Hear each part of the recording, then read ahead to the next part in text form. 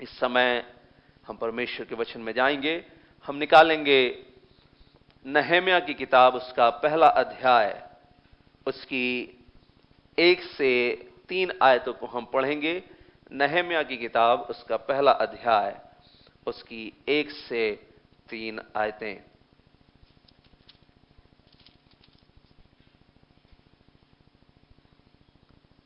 नहम्याह की किताब, उसका पहला अध्याय, उसकी 1 से 3 आयतें। अकल्याह के पुत्र नहम्याह के वचन 20वें वर्ष के किसलेव नामक महीने में, जब मैं शूशन नामक राजगढ़ में रहता था, तब हनानी नामक मेरा एक भाई और यहूदा से आए हुए कई एक पुरुष आए।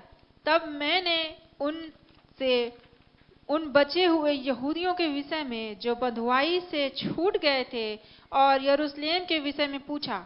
उन्होंने मुझसे कहा, जो बचे हुए लोग बंधुआई से छूटकर उस प्रांत में रहते हैं, वे बड़ी दुर्दशा में पड़े हैं और उनकी निंदा होती है, क्योंकि यरूशलेम की शहरपनाह टूटी हुई है और उसके फाटक जले हुए हैं।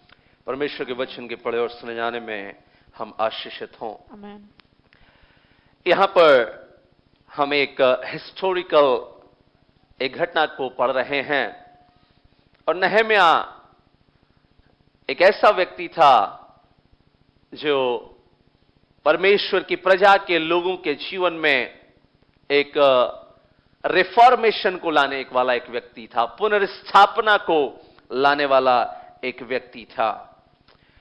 यहां पर नहम्याह के विषय में जब हम पढ़ते हैं, जब लोग दुर्दशा में पड़े हुए थे, बंधुआई में, उस बंधुआई से छूट करके जो लोग यरूशलेम में गए और वहां वे लोग दुर्दशा में पड़े हुए थे, और लिखा है कि उनकी बहुत निंदा होती थी, क्योंकि यरूशलेम की शहरपनाह टूटी हुई और उसके फाटक जले हुए थे। उस समय नहम्याह एक महत्वपूर्ण रोल इज़राइल के लोगों के जीवन में बिताता है।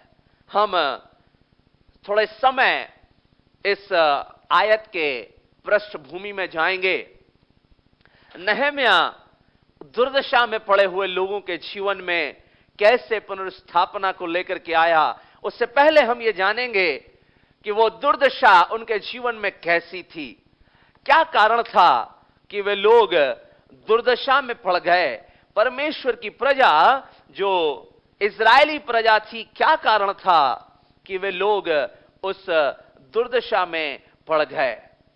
यदि हम दूसरा इतिहास की पुस्तक और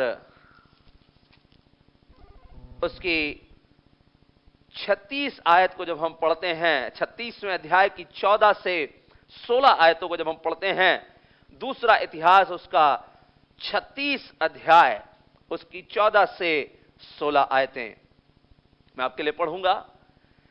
सब प्रधान याजकों ने और लोगों ने भी अन्य जातियों के से घिनौने काम करके बहुत बड़ा विश्वासघात किया और यहोवा के भवन को जो यरूशलेम में पवित्र किया था, अशुद्ध कर डाला। उन पूर्वजों के परमेश्वर यहोवा ने बड़ा यत्न करके अपने दूतों को उनके पास कहला भेजा, क्योंकि वह अपनी प्रजा और अपने धाम पर तरस खाता था। परंतु वे परमेश्वर के दूतों को ठट्ठों में उड़ाते, उसके वचनों को तुच्छ जानते और उसके नबियों की हंसी करते थे। अतः यहोवा अपनी प्रजा पर ऐसा झुंझला उठा कि बचने का कोई उपाय न रहा। यहां पर यरूशलेम के लोगों के जीवन के विषय में हम पढ़ते हैं कि प्रधान याजक और वहां के लोगों ने अन्य जातियों के समान घिनौने काम करके विश्वासघात किया है। जब मैं और आप पाप में पड़े होते हैं, जब मैं और आप अपने जीवन से परमेश्वर को महिमा नहीं देते, तब मैं और आप मनुष्यों से विश्वासघात नहीं करते, परमेश्वर से विश्वासघात करते हैं। We fight and we stand against the Almighty Father. हम उरलगनम शंथले, जब हमारे जिंदगी में हमारी दुर्दशा का कारण क्या है? यदि हम परमेश्वर से विश्वासघात करते हैं, हमारी जिंदगी में हम परमेश्वर की आशीषों को आने के सारे दरवाजों को बंद कर देते हैं। परमेश्वर हमें आशीषित करना चाहता है, वो हमें मूव ऑन करना चाहता है। वो चाहता है कि हम सामर्थी एक कौम हो जाएं। कोई भी राजा ये नहीं चाहता कि उसकी कौम दबी कुचली हो। कोई राजा ये नहीं चाहता कि उसकी कौम परेशानी में हो। कोई राजा ये नहीं चाहता कि उसकी कौम के लोग तकलीफ में हो। हर राजा चाहता है कि उसकी कौम सामर्थी हो। आसमान का खुदावंद जो राजा है, वो चाहता है आप सामर्थी हो, वो चाहता है आप आशीषित हो, वो चाहता है कि आप फलवंत हो, वो चाहता है आप जहां कहीं जाएं आप अकेले नहीं, आसमान के खुदा को लेकर के जाएं। हालेलुया। वो चाहता है आप जिस समय अपने घर से निकले, आप अकेले ना निकले, आप आसमान के खुदा को लेकर के निकले। वो चाहता है कि आप हलीमताई का जीवन जिए। वो चाहता है आप परमेश्वर के सम्मुख नम्र होकर के चलें, क्योंकि नम्र होकर के यदि आप चलेंगे, आसमान का खुदावंद आपको ऊंचा करेगा। वो एक ऐसा राजा है, शांतल है, वो एक ऐसा राजा है जो चाहता है कि मैं और आप सामर्थी हों। लेकिन यहां इजरायली लोगों ने, खुदा के लोगों ने परमेश्वर से विश्वासघात किया। उन्होंने परमेश्वर से विश्वासघात किया और लिखा प्रधान याजकों से लेकर सबने, लीडरशिप से लेकर के जो लीडर्स थे, जो कलीसिया को कौम को लेकर के चलने वाले लोग थे, जो कौम की अगुवाई करने वाले लोग थे, वो याजक जो पवित्र वेदी में खड़े होकर के आराधना करने वाले, वचन सुनाने वाले लोग थे, उन्होंने भी विश्वासघात किया और यहोवा के भवन को जो यरूशलेम में पवित्र किया था, अशुद्ध कर डाला। हालेलुया। उन्होंने परमेश्वर के पवित्र भवन को अशुद्ध कर डाला। हालेलुया। ये स्थान जो आप यहां पर बैठे हुए हैं, ये 4 दीवारी जरूर है, इसके ऊपर टीन जरूर पड़ी है, लेकिन ये यहोवा का पवित्र किया हुआ स्थान है।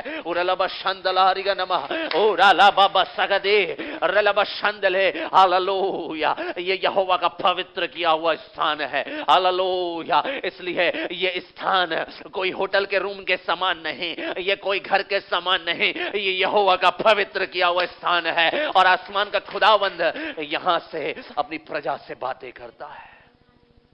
हालेलुया। शांतले, यदि हमने उसके पवित्र भवन को अशुद्ध किया है, हमने उसका विश्वासघात किया है, यदि हमने उसके भवन में, हालेलुया, यहां की एक एक चीज, यहां की एक एक चीज, चाहे वो एक छोटी सी सुई क्यों ना हो, वो यहोवा की पवित्र की हुई चीज है। हालेलुया। शांतले, इसलिए मैं आपको बताना मांगता हूं, हालेलुया, जैसे ही आप इस भवन में कदम रखते हैं, हालेलुया, पवित्रता की अग्नि आपके अंदर जलने लग जाती है। और शांतले, सामर्थ की अग्नि आपके अंदर जलने लग जाती है। हालेलुया। जो लोग इस पवित्र भवन की वैल्यू को कम कर समझते हैं, और शांतले, हालेलुया, वे विश्वासघात कर रहे हैं, वे विश्वासघाती हैं। लोगों ने, इजरायलियों ने यरूशलेम में वो पवित्र किए हुए भवन को अशुद्ध कर डाला, अशुद्ध कर डाला। हम कैसे खुदा के भवन को अशुद्ध करते हैं? अजीजों, मैं और आप जब परमेश्वर के भवन में आए हैं, हम उसे राजा समझ करके आए हैं। उसकी उपस्थिति में जब हम आराधना करते हैं, हम इस बात को समझ करके आराधना करें कि हम परमेश्वर की आराधना कर रहे हैं। हालेलुया। शांतले, इसलिए इस भवन के अंदर आसमान का खुदावंद राजा है। हालेलुया। यीशु मसीह वो राजा परमेश्वर है। हालेलुया। यीशु ही यहां पर राजा है, कोई मनुष्य नहीं, कोई इंसान नहीं, यहां पर यीशु मसीह राजा है। उरलबा शांतले हालेलुया। इस भवन की हर एक चीज पवित्र की हुई है। यहां की हर एक चीज को प्रोटेक्ट करना ये आपकी जिम्मेवारी है। यहां की हर एक चीज की पवित्रताई को समझना ये आपकी जिम्मेवारी है। यदि हम इस बात में फेल हो रहे हैं, हम खुदावंद के सम्मुख विश्वासघात कर रहे हैं। इजरायली लोगों की दुर्दशा का कारण यह था कि उन्होंने यहोवा के भवन को अशुद्ध कर डाला, उन्होंने पवित्र स्थान को अशुद्ध कर डाला। अन्य जातियों के समान वे पाप में पड़े रहे। उरलबा शांदल है, आसमान का खुदावंद अपने दूतों को भेज भेज करके उन्हें यत्न से वापस लाना चाहता था। उरलबा शांदले, खुदा के दूत कौन है? भविष्यद्वक्ता खुदा के दूत हैं। हालेलुया। पासवान खुदावंद के दूत हैं। हालेलुया। जब मैं आपके घरों में आता हूं, हालेलुया, जब सेवक आपके घरों में आते हैं, वो इस यत्न से आते हैं कि आप और मैं खुदावंद के योग्य बन जाएं। हालेलुया। खुदावंद की सामर्थ से भर जाएं, खुदावंद के कलाम की सामर्थ से भर जाएं और पवित्रताई में बढ़ते चले जाएं। खुदावंद का कलाम कहता है, उनके पूर्वजों ने, परमेश्वर यहोवा ने बड़ा यत्न करके अपने दूतों से उनके पास कहला भेजा कि वे परमेश्वर के लोग परमेश्वर की ओर वापस लौटे। हालेलुया। आज मैं आपको बताना मांगता हूं, हालेलुया, आपकी दुर्दशा, मेरे जीवन की दुर्दशा, हमारे जीवन की दुर्दशा के समय में, हालेलुया, परमेश्वर हम में तरस खाने वाला परमेश्वर है। हालेलुया। कहता है वो अपनी प्रजा पर, अपने धाम पर तरस खाता है। उरलबा शांतल है, हालेलुया, वो अपनी प्रजा पर तरस खाता है, अपने धाम पर तरस खाता है। परंतु लिखा है वे परमेश्वर के दूतों को ठट्ठों में उड़ाते और उनके वचनों को तुच्छ जानते थे और उसके नबियों की हंसी करते थे। अतः यहोवा अपनी प्रजा पर ऐसा झुंझला उठा कि बचने का कोई उपाय न रहा। जब खुदावंद के दूत उन लोगों के पास जाते थे कि वे परमेश्वर के पास लौट आए हैं, तब परमेश्वर के दूतों को वे लोग ठट्ठों में उड़ाते थे, उसके वचनों को तुच्छ जानते थे, उसके नबियों की हंसी करते थे। इस्राएली लोग, उन्होंने यहोवा के दूतों की वैल्यू नहीं समझी, उस वचन की वैल्यू नहीं समझी। उरलबा शांतल है, ये वचन वो वचन है जो हमारे मार्गों को सीधा करता है। ये वचन वो वचन है जो हमें धोता है, हमें शुद्ध करता है। उरलबा शांतल है, हालेलुया। ये वचन हमें खुदावंद के पास लेकर के आता है, ये वचन हमें परमेश्वर के पास लेकर के आता है, ये वचन हमें परमेश्वर के साथ करेक्ट करता है। आज बहुत से जगहों में लोगों को वचन पढ़ने का समय नहीं है। हालेलुया। पिता प्रियो, मैं बताना मांगता हूं, यह हमारे लिए सौभाग्य है कि भारत में आज वचन लेकर के हम पढ़ सकते हैं, वचन लेकर के हम चल सकते हैं। बहुत से ऐसे स्थान हैं जहां वचन को लोग खुलेआम पढ़ नहीं सकते, जहां बाइबल को लोग लेकर के चल नहीं सकते।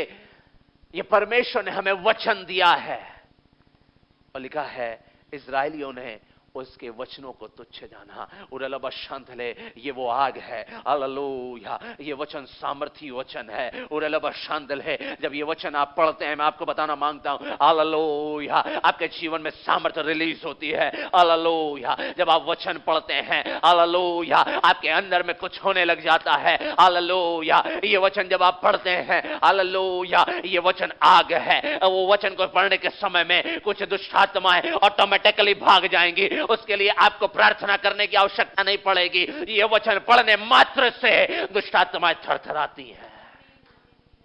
उरलबा शांतले, ये वचन वो सामर्थी वचन है। हालेलुया। ये वचन वो सामर्थी वचन है। लिखा है उन्होंने परमेश्वर के वचन को हल्के में जाना। और फिर क्या हुआ? जब लोगों ने परमेश्वर के वचन को हल्के में जाना, उसके नबियों की जब ठट्ठा उड़ाया, जब भविष्यद्वक्ताओं का ठट्ठा उड़ाया, जब भविष्यद्वक्ताओं को हल्के में लिया, लिखा है 18वीं आयत में, क्या छोटे क्या बड़े परमेश्वर के भवन के सब पात्र और यहोवा के भवन और राजा और उसके हाकिमों के खजाने हैं, इन सबों को वह बेबीलोन में ले गया। कसदियों ने परमेश्वर का भवन फूंक दिया और यरूशलेम की शहरपनाह को तोड़ डाला और आग लगाकर उसके सब भवनों को जलाया और उसमें का सारा बहुमूल्य सामान नष्ट कर दिया।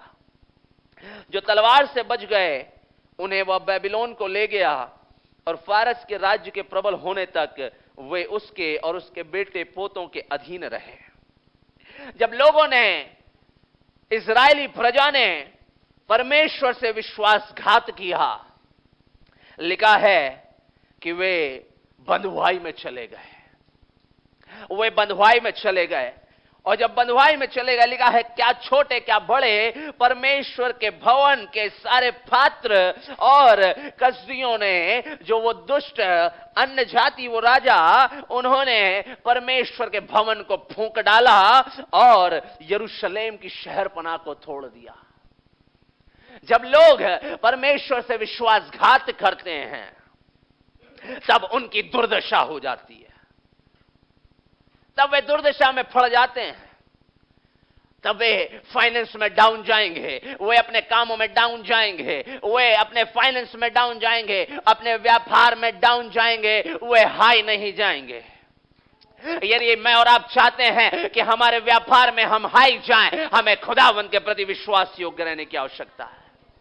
यदि मैं और आप चाहते हैं कि मैं और आप हमारे जीवन में सामर्थी बने, हमें परमेश्वर के प्रति विश्वास योग्य होने की जरूरत है। क्या लिखा है? उन्होंने परमेश्वर के भवन को फूंक डाला। आत्मिक रीति से मैं और एक बात को हम समझते हैं, परमेश्वर का भवन क्या है? ये सत्य है, ये परमेश्वर का भवन एक बिल्डिंग है, लेकिन नए नियम में आसमान का खुदावंद कहता है कि तुम पवित्र आत्मा का मंदिर हो और लब शांत ले, परमेश्वर का आत्मा हमारे अंदर वास करता है। हालेलुया! ये शरीर पवित्र आत्मा का मंदिर है, ये परमेश्वर का भवन है, ये परमेश्वर का भवन है। उरलब शांतल है। जब लोगों ने परमेश्वर से विश्वासघात किया, जब मैं और आप यदि परमेश्वर से विश्वासघात करते हैं, अंधकार इस शरीर को ढा देगा, अंधकार की ताकतें इस शरीर पर हावी हो जाएंगी। लेकिन यदि मैं और आप उस आसमान के खुदावन के प्रति विश्वास योग्य हैं, उरलब शांतल है, इस शरीर से परमेश्वर की महिमा होगी। आप जहां जाएंगे परमेश्वर का भवन आपके साथ चलेगा, आप जहां जाएंगे परमेश्वर की प्रेजेंस आपके साथ चलेगी। और शांत ले, आप जहां जहां कदम रखेंगे परमेश्वर का राज्य वहां स्थापित हो जाएगा। हालेलुया! इसलिए खुदावंद का कलाम कहता है, याजक लोग परमेश्वर की सामर्थ को लेकर के चलने वाले लोग थे। शांत ले, लिखा है याजक लोग साधारण नहीं थे। हालेलुया! याजक लोग परमेश्वर की सामर्थ को लेकर के चलने वाले लोग थे। एक बार वाचा के संदूक को लेकर के जाया जा रहा था। वाचा के संदूक को लेकर के जब जा रहे थे याजक लोग, शांत ले, एक नदी के पास जब गए, नदी के पास जाने के समय में शांत ले, वाचा का संदूक है और वो नदी बड़ी भारी नदी है। और उस समय याजक जो परमेश्वर की उपस्थिति को लेकर के चलते थे, उन्होंने जैसे ही उस नदी पर पैर रखा है, उरलबा शांदले, जैसे ही उन्होंने नदी पर पैर रखा है, उरलबा वचन कहता है वो नदी, उरलबा शांदले, उस नदी में मार्ग बन गया। उरलबा शांदले, हालेलुया! जब मैं और आप खुदावंद की उपस्थिति को लेकर के चलते हैं, आप जहां जहां जाएंगे मार्ग निकलने लग जाएंगे। हालेलुया! आपके फाइनेंस के रास्ते खुल जाएंगे, आपके व्यापार में आपको ब्लेसिंग मिल जाएगी, आपके घर में आपको ब्लेसिंग मिल जाएगी, आपके जीवन में आपको ब्लेसिंग मिल जाएगी, क्योंकि आप परमेश्वर का भवन बन जाते हैं। यदि मेरे और आपके जीवन में यदि पाप है, यदि मैं और आप यदि पाप में जीवन बिता रहे हैं, यदि मैं और आप पवित्रता का जीवन नहीं जी रहे हैं, शांदल है, भूल जाइए कि परमेश्वर का ये भवन, ये शरीर सुरक्षित रहेगा। भूल जाइए कि हमारा फाइनेंस आशीषित होगा। तब प्रभु को दोष नहीं देना भाई, तब प्रभु को दोष नहीं देना। यदि मैं और आप पवित्रता से जीवन जीते हैं, हालेलुया, आप ब्लेस होते चले जाएंगे यीशु मसीह के नाम में। हालेलुया! यदि मैं और आप पवित्रता का जीवन जीते हैं, दुर्दशा का नाम भूल जाइए, शैतान की कोई ताकत आपको छू नहीं सकती यीशु मसीह के नाम में। यहां वे लोग बंधुआई में चले गए। अब बंधुआई में जब वो चले गए, बंधुआई में जाने के समय में कोई भवन नहीं है, आराधना करने के लिए कोई भवन नहीं है, उनके पास वचन नहीं है, उनके पास परमेश्वर को चढ़ाने के लिए कोई योग्य कोई बलिदान नहीं है। इजरायली लोग जब परमेश्वर का भवन उनसे दूर हो गया, इजरायली लोग जब आसमान के खुदा का कलाम उनसे दूर हो गया, इजरायली लोग जब प्रार्थना नहीं कर पा रहे, नहम्याह की पुस्तक को जब मैं पढ़ रहा था, जो मेरे अंदर एक भय प्रवेश किया। उनकी दुर्दशा का कारण क्या है? जब वो दुर्दशा में चले गए, दुर्दशा इतनी भयानक थी कि वो प्रार्थना नहीं कर सकते, दुर्दशा इतनी भयानक थी कि वो आसमान के खुदा का कलाम नहीं पढ़ सकते, और वो दुर्दशा इतनी भयानक थी कि परमेश्वर का भवन उनके पास नहीं है। Without God we will be in trouble। परमेश्वर के बगैर हमारी कोई सुरक्षा नहीं है। परमेश्वर के बगैर परमेश्वर के सामर्थ्य के बगैर, प्रार्थना के बगैर, वचन के बगैर हमारी कोई वैल्यू नहीं है। इजरायली लोग बड़ी बड़ी सामर्थ्य बातों को करते थे, लेकिन परमेश्वर के बगैर वो कुछ भी नहीं थे। हालेलुया, परमेश्वर के बगैर वो कुछ भी नहीं थे। मैं आपको बताना मांगता हूं, यदि परमेश्वर है तो सब कुछ है। हालेलुया, इसलिए पौलुस कहता है तेरा अनुग्रह मेरे लिए काफी है। यदि वो है तो हमारे लिए सब कुछ है, यदि उसका अनुग्रह है तो हमारे लिए सब कुछ है। वे लोग विदाउट गॉड, परमेश्वर के बगैर दुर्दशा में चले गए। यहां पर लिखा है, यहां तक उनकी शहर पनाह टूट गई। वो प्रोटेक्शन, वो परमेश्वर की सुरक्षा का बाड़ा उनसे दूर हो गया। क्यों? क्योंकि उन्होंने परमेश्वर से विश्वासघात किया। क्यों? क्योंकि उन्होंने परमेश्वर से विश्वासघात किया। अजीजों, लेकिन परमेश्वर अपनी प्रजा पर तरस खाने वाला परमेश्वर है। दुर्दशा में पड़े हुए लोगों को जब वो देखता है, जब वो परमेश्वर लोगों को दुर्दशा में पड़े हुए देखता है, मनुष्य दुर्दशा में पड़े हुए लोगों को देख करके भाग जाएगा। एक बार एक कोढ़ी यीशु के पास आया। लोग उसको देख करके मुंह छिपाते थे, लोग उसको देखते ही अपनी नाक सिकोड़ लेते थे। हम इसे देख नहीं सकते क्योंकि इसके शरीर से बदबू आ रही है, ये कोढ़ का रोगी है, इसका खोड़ ठीक नहीं हो सकता, इसके खोड़ से बदबू आ रही है, इसके खोड़ के घाव हमें दूर भगा रहे हैं, इसके खोड़ को हम देख नहीं सकते। इसके शरीर के घावों को हम देख नहीं सकते। वो व्यक्ति दुर्दशा में पड़ा हुआ था, लोग उससे मुंह छिपा के भाग रहे थे, लेकिन क्या हुआ? वो कोढ़ी यीशु के पास आया, वो कोढ़ी यीशु के पास आया। उसके शरीर में घाव थे, लेकिन वो बड़ी सामर्थ्य से यीशु के पास आया, क्योंकि उसे मालूम था लोग जरूर मुंह छिपाएंगे, लेकिन आसमान का खुदावंद मुंह नहीं छिपाता है। आपकी दुर्दशा को देख करके, आपके जीवन की कठिनाइयों को देख करके मुंह नहीं छिपाता है। वो कोढ़ी यीशु के पास आया, और जब यीशु के पास आया, आसमान के खुदा ने उसकी दुर्दशा को देखा है, उसने उसकी दुर्दशा को देखा है, और जैसे ही उसकी दुर्दशा को देखा, उसके जीवन में आसमान के खुदा ने काम किया है। हालेलुया, यीशु ने जैसे ही उसको छुआ है, उसके घाव गायब हो गए हैं। हालेलुया, यीशु ने जैसे उसके छुआ, उसके घाव गायब हो गए। हालेलुया, उसके शरीर की बदबू दूर हो गई, उसके शरीर के घाव डिसअपीयर हो गए। हालेलुया, जब हमारी दुर्दशा को अजीजों कोई देखे ना देखे, आसमान का खुदावंद जरूर मुझे और आपको देखने वाला परमेश्वर है। हालेलुया, जब उसने अपने लोगों को दुर्दशा में देखा, उसने दृष्टि की है। हालेलुया, शायद मैं और आप दुर्दशा में पड़े हुए होंगे, शायद आपने किसी को बताया नहीं होगा, शायद आपकी दुर्दशा के कारण आप अपने मुंह को छिपा रहे होंगे। हालेलुया, लोग आपसे दूर भागते होंगे, लेकिन मैं आपको बताना मांगता हूं, आसमान का खुदावंद कुछ अद्भुत परमेश्वर है। उसके जैसा कोई नहीं है, उसके जैसा सामर्थ्य कोई नहीं है। वो ज्यों का त्यों करने वाला परमेश्वर है। वो छुटकारा देने वाला, चंगा करने वाला परमेश्वर है। हालेलुया, जब वे दुर्दशा में पड़े हुए थे, हालेलुया, जब उनका आराधना का स्थान बेबीलोन की बंधुआई के कारण बर्बाद हो गया, जब उनका आराधना का स्थान उनसे दूर हो गया, जब उनके हाथ से वचन की सामर्थ्य, वचन दूर हो गया, वे दुर्दशा में चले गए। उरलबा शांतले, हमारी दुर्दशा हमारे कम पैसों के कारण नहीं होगी, हमारी दुर्दशा हमारी बीमारी के कारण नहीं होगी, हमारी दुर्दशा हमारे शरीर के चोटों के कारण नहीं होगी, हमारी दुर्दशा हमारे जीवन में बीमारियों के कारण नहीं होगी। यदि हमारे जीवन में यदि कोई दुर्दशा होगी, परमेश्वर के बगैर होगी। उसके बगैर वे दुर्दशा में पड़ गए। मंदिर, पवित्र स्थान, सब कुछ बेबीलोन की बंधुआई में चला गया, लोग बंधुआई में चले गए। लेकिन परमेश्वर ने उन पर दया किया। उसने एक राजा को, बेबीलोन की बंधुआई के संबंध में 3 राजा बहुत इंपॉर्टेंट रोल बेबीलोन की बंधुआई के समय में दिखाते हैं। कुस्रू राजा, दारा राजा और अर्थशक्त राजा। कुस्रू राजा ने इस्राएलियों को परमेश्वर का भवन बनाने के लिए उनको छुटकारा दे दिया।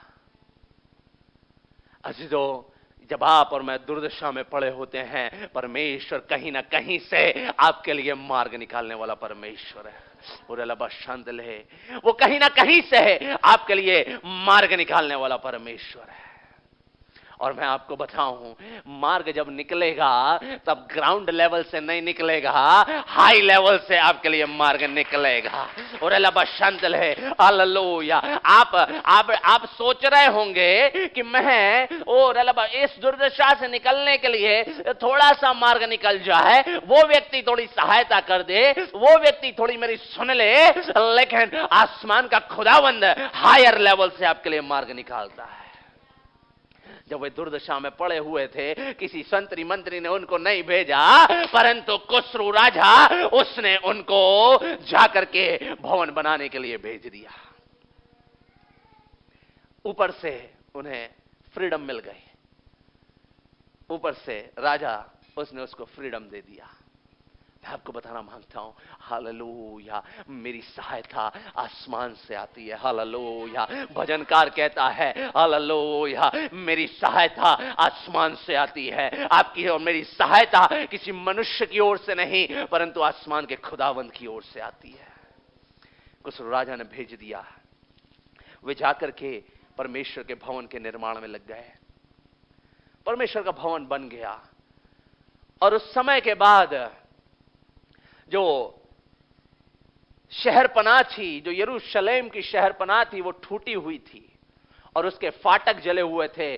उस समय नहम्याह लाइट में आता है, प्रकाश में आता है, भवन बन गया है, लेकिन सुरक्षा का बाड़ा अभी भी टूटा हुआ है। सुरक्षा की बाड़ा के बगैर इजरायली लोग सुरक्षित नहीं थे। उस यरूशलेम की शहरपनाह के बगैर वे लोग सुरक्षित नहीं थे। आपकी और मेरी सुरक्षा आपके घर के डाबरमैन कुत्ते से नहीं होती है। आपके और मेरे घर की सुरक्षा, पता नहीं कौन कौन से कुत्ते हैं, मुझे नाम नहीं मालूम। हमारे घर में एक है, उसका नाम भूटिया है। डाबरमैन, क्या लेब्रा नहीं, लेब्रा तो शायद छोटा होता है। बड़े बड़े कुत्ते लोग सुरक्षा के लिए पालते हैं। कुछ लोग बंदूकें रखते हैं, कुछ लोग बॉडीगार्ड रखते हैं, सुरक्षा के लिए, सुरक्षा के लिए। यरूशलेम, उसकी शहरपनाह टूटी थी और वे सुरक्षित नहीं थे। मेरे और आपकी सुरक्षा इन बातों से नहीं, परंतु खुदावंद यीशु मसीह के लहू के कारण है। उसकी सुरक्षा, हमारे जीवन की सुरक्षा प्रभु यीशु के लहू के कारण है। यदि उसका लहू हमारे जीवन में है, हम सुरक्षित रहेंगे। इसलिए शांत है, आपको मैं बोल रहा हूं, आप अपने घरों में यीशु के लहू को क्लेम करें। हालेलुया, आप अपने घर के, अपने घर के दरवाजों में यीशु के लहू को क्लेम करें। आप अपने बच्चे, आपके बच्चे जिस बिस्तर में सोते हैं, उस पर हाथ रख के यीशु के लहू को क्लेम करें। जिस तकिए में वो सर रखते हैं, उसमें यीशु यीशु के लहू को क्लेम करें, मैं आपको बताऊं आपके घर की एक एक चीज पवित्र हो जाएगी, एक एक चीज सामर्थी हो जाएगी, एक एक चीज से परमेश्वर की सामर्थ रिलीज होगी। हालेलुया। ये रुमाल देखने में सफेद छोटा सा रुमाल है, लेकिन इसमें बड़ी सामर्थ है। दुष्ट आत्माएं दिखाई देंगी ना, इस रुमाल को छूते ही थरथराएंगी और फेंक देंगी, क्योंकि ये लहू पवित्र लहू की सामर्थ से भरा हुआ है। हालेलुया। बहुत सी टेस्टिमनी है मेरे रुमालों की, बहुत सी टेस्टिमनीज हैं इन रुमालों की। यीशु के लहू में सामर्थ है। जिस किसी भी चीज में आप यीशु के लहू को क्लेम करेंगे, वो चीज सामर्थी हो जाएगी। हालेलुया। नहम्याह उस समय में लाइट में आता है जब यरूशलेम की शहरपनाह टूटी है, और वो बंधुआई के समय में शूशन नामक राजगढ़ में एक राजमहल में रह रहा था।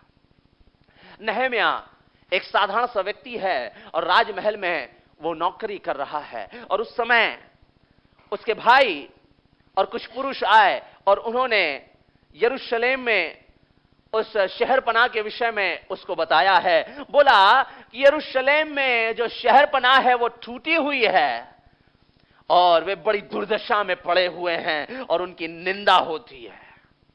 वो कहता है, लोग बताते हैं नहम्याह से, नहम्याह तू यहां पर है, लेकिन यरूशलेम की शहरपनाह टूटी हुई है, वहां के लोग दुर्दशा में पड़े हुए हैं। अब जब मैं और आप जब दुर्दशा में पड़े होंगे अजीजों, कहीं ना कहीं से कोई ना कोई नहम्याह जरूर खड़ा होगा। हालेलुया। कोई ना कोई नहम्याह जरूर खड़ा होगा। वो नहम्याह खुदावंद का वो चुना हुआ व्यक्ति था। वो दुर्दशा में जब पड़े हुए थे, लोगों ने जाकर के उससे बताया कि वहां के लोग दुर्दशा में पड़े हुए हैं, उनकी निंदा होती है। मैं आपको बताना मांगता हूं, आपकी दुर्दशा के समय में कोई ना कोई नहम्याह जरूर खड़ा होगा आपकी नामधराई को दूर करने के लिए, आपके जीवन में परमेश्वर की आशीषों को रिलीज होने के लिए। कहता है शहरपनाह टूटी है, फाटक जले हुए हैं, और वो वहां पर नहम्याह को बताते हैं। लोग अपने पापों के कारण बंधुआई में थे, उनकी शहरपनाह टूटी हुई थी।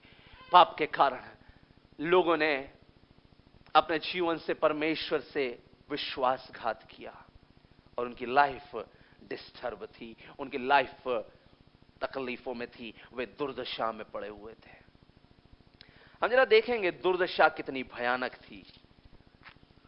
जब हम 5वें अध्याय, इसी नहम्याह की पुस्तक उसके 5वें अध्याय उसकी दूसरी आयत में जब हम आते हैं, लिखा है, कुछ तो कहते थे हम अपने बेटे बेटियों समेत बहुत प्राणी हैं, इसलिए हमें अन्न मिलना चाहिए कि उसे खाकर जीवित रहें।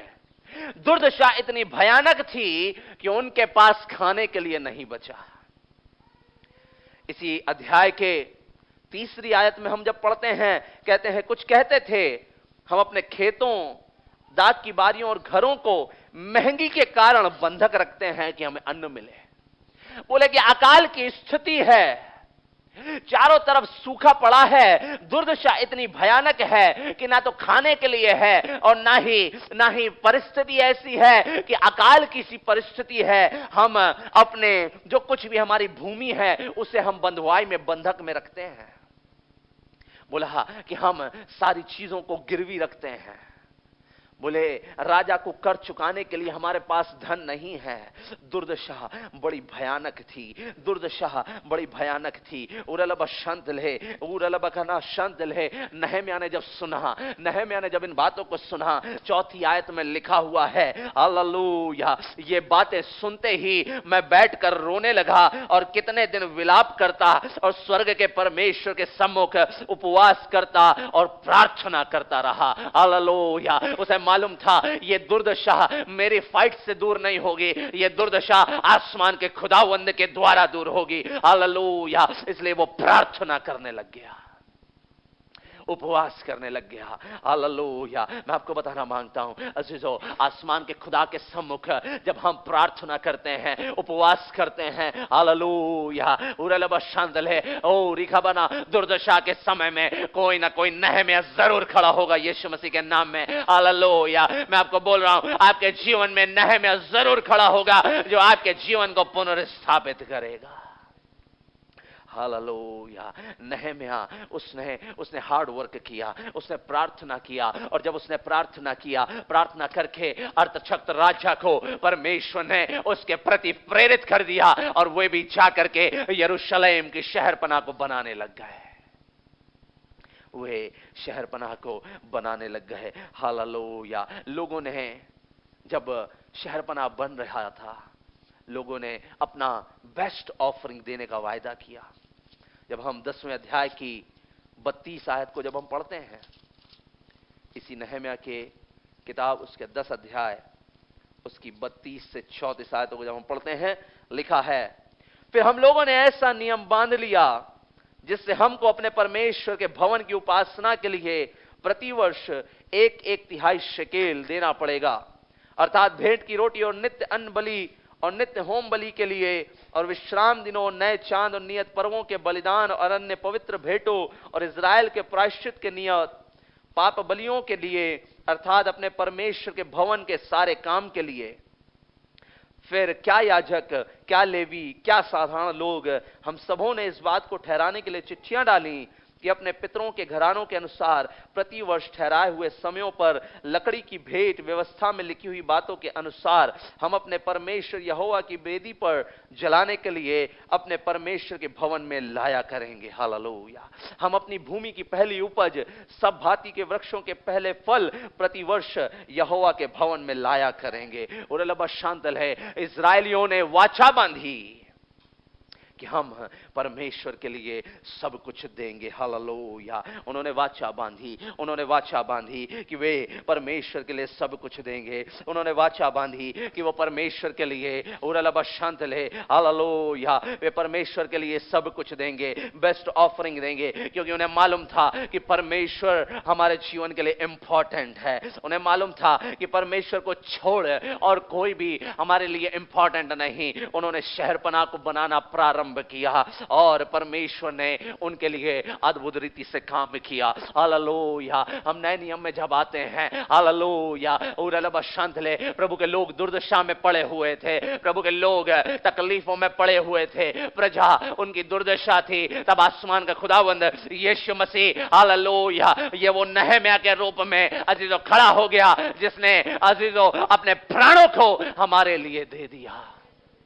नहम्याह ने अपने जीवन से हार्ड वर्क करके यरूशलेम की शहरपनाह को बना दिया। हालेलुया। अजीजों, शायद मैं और आप दुर्दशा में पड़े होंगे, हालेलुया, लेकिन मैं आपको बताना मांगता हूं, आसमान का खुदावंद हमारे लिए मार्ग निकालने वाला परमेश्वर है। हालेलुया। हमारे लिए अति सहज से मिल जाने वाली सहायता बन जाने वाला परमेश्वर है। हालेलुया। आइए अजीजों, अपनी आंखों को हम बंद करेंगे। उरलबा शांदला रिगनमहा, उरला बाबा शदर लगन।